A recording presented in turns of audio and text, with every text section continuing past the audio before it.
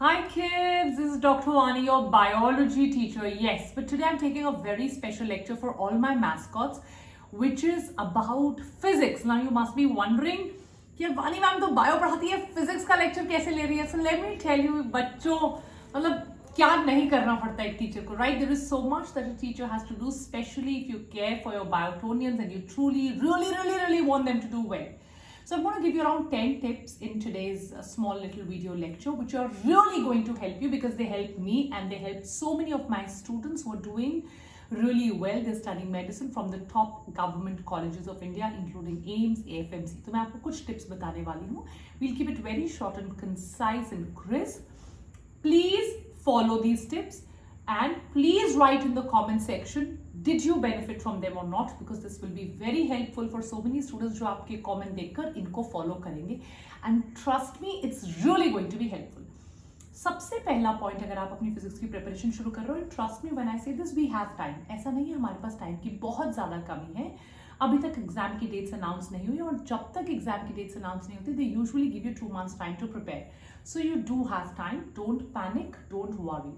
सबसे पहले 11th और 12th की नियरली फिजिक्स में वेटेज बराबर होती है, अनलाइक द 60-40 जो बायो में होता है, it is nearly same. So you must start with a very methodical analysis of the entire physics syllabus.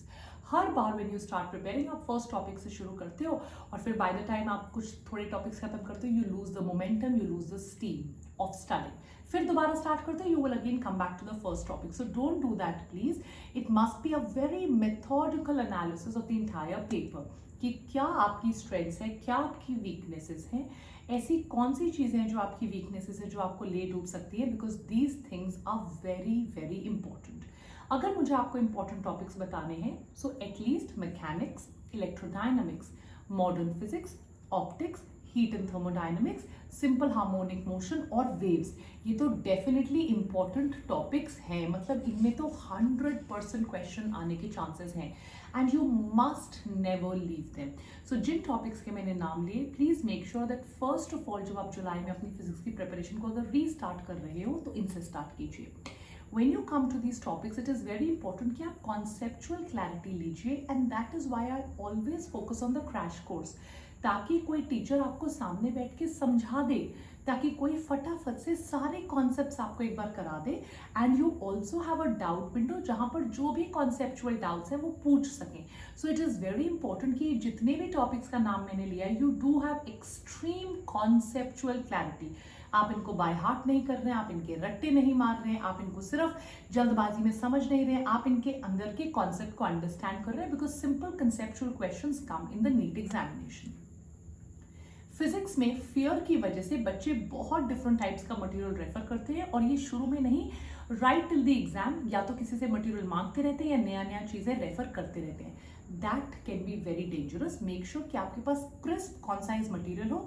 Again मैं क्रैश कोर्स की बात नहीं कर रही, बट यहाँ पर आपको रिकॉर्डिंग्स, यहाँ पे आपको टीचर के हैंडमेड नोट्स और नीट प्रेडिक्शन क्वेश्चन पेपर्स मिल जाएंगे. You can refer your own source. Make sure आपके पास मटेरियल हो जिसको आप रेफर कर सकें. ऑल्सो मेक श्योर कि आपके पास अपनी खुद की बनी हुई फॉर्मूला नोटबुक है. अगर फॉर्मूला नोटबुक नहीं है तो जो क्रैश कोर्स में मिलती है, आपके कोई फ्रेंड्स होंगे जो कर रहे हैं, उनको रिक्वेस्ट कीजिए, आपके पास एक फॉर्मूला नोटबुक होनी चाहिए. After you done conceptual clarity, आपने एक मटेरियल को 2 या 3 बार पढ़ लिया है, आपने अपनी फॉर्मूला नोटबुक बना ली है, after that you must practice. Because आप जितनी बार पेपर को सॉल्व करेंगे, कोई न्यूमेरिकल्स को सॉल्व करेंगे, इसलिए क्रैश कोर्स में मैंने क्लास में भी आपको न्यूमेरिकल्स कराती हूँ, आफ्टर क्लास आपको असाइनमेंट्स मिलते हैं और आपके टेस्ट होते हैं, तो वो आप घर बैठकर भी कर सकते हैं, ऐसी कोई बात नहीं है. आप प्रैक्टिस कीजिए, but the most important thing is timed practice. अगर आप एक ही क्वेश्चन को सॉल्व करने में 5 या 6 मिनट लगा रहे हैं, it will not help you. So time yourself. एक बार आपने प्रैक्टिस कर लिया, उसके बाद बहुत जरूरी है that you improve upon your time. जो चीज आप 3 मिनट में कर रहे थे, अभी 2 मिनट में कीजिए, 1 मिनट में कीजिए, और हो सकता है कुछ सेकेंड्स में आप उसे करें. सो कंसिस्टेंसी अगर आप करते रहेंगे तो आपकी प्रैक्टिस को बहुत कम टाइम में वो आप सॉल्व कर पाएंगे. After this you must give your mock test. They are very important because exam condition में स्ट्रेस, एंजाइटी को सिमुलेट करना, 1 घंटे में आप कितने क्वेश्चन सॉल्व कर पा रहे हैं, आपने फिजिक्स को कितना टाइम दिया, बायो को, केमिस्ट्री को कितना टाइम दिया. सो मेक श्योर आप मॉक टेस्ट पेपर्स दे रहे हैं. राइट क्योंकि जैसे मैंने क्रैश कोर्स में आपको बार बार बोला, क्योंकि मैंने बहुत मेटिकुलसली डिजाइन करवाया है क्रैश कोर्स ताकि बच्चों का स्कोर इंप्रूव हो। 20 मॉक टेस्ट हम आपको देंगे, सो एटलीस्ट अगर आप नहीं ज्वाइन कर रहे, आप घर बैठिए और मॉक टेस्ट पेपर्स दीजिए, so that you really are in a state to benefit, right? बार बार मॉक टेस्ट पेपर्स दीजिए, टाइम करके दीजिए अपने आप को।